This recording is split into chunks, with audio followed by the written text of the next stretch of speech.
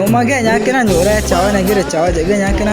tao chỉ cái na chỉ các bạn nghe mà cái nhà cái này ta cái painter mọi cái nhà cái nó rừng nó nghe mà nhà cháu này nhà cái nó rừng nhà mà cái ta painter nó mọi tụ pana cái nhà cái nó rồi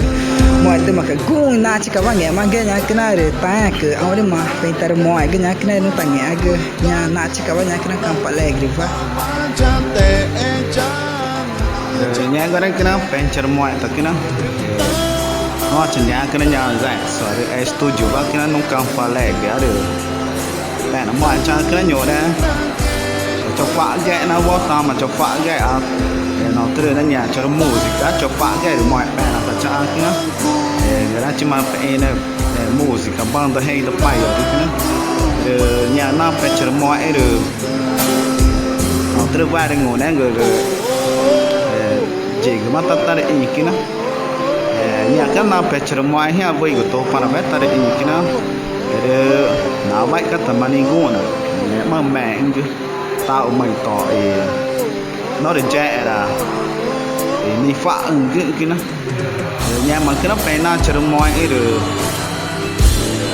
nó chỉ nhà mà cái nó cần phải lấy cái nhà ngồi này ra được nhà cái nó phải mẹ nó mọi trả nha mẹ bắt lại cái nó quá là phải chờ mọi nó phá ghẹ nó mà ghẹ nó bụng nó vì chuyện đầu cái đó chả mà nó chỉ đã cái đó ăn nhiều chung bằng ta hay là phải ở vì chế độ cái bé ta nhận cả chỉ cái đó mọi chỉ là được còn một đánh gọi cái đó mà rồi nhà cái nào rồi mẹ chỉ nhà cái nào thì nó mọi ta cái nhà cái nào rồi người đây go nát chỉ các bạn nghe mà cái rồi down cái ta nhà cái nào người đây cháu này cái nó cháu chứ cái nhưng mà rồi nếu ta nghĩ chỉ nhà cái nào là phải tan tạ cả nhà cái nào rồi nhà tại này cái nó mua gì cả nhà cái nhà cái nó chợ ta cái này trong tây chia sẻ cái nó hàng quả nhé là của đây là của quê của nó tham về cái nhà mua gì cái mà ông ta cũng mang gỗ nhá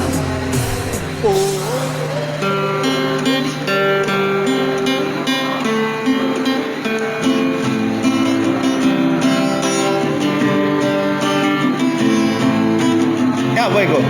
Rutu panar porak nange chang inya mai na nek idung reje ma kai na na munga na ne gan gma vui kak na go ama chate e jan cha ong e vậy cô ruta mai ta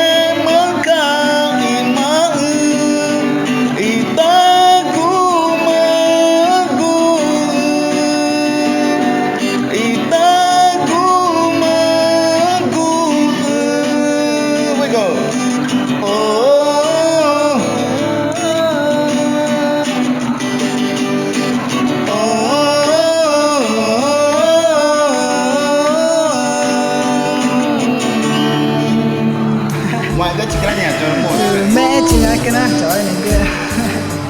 rồi mọi cái chỉ nhà cái nào trời này kia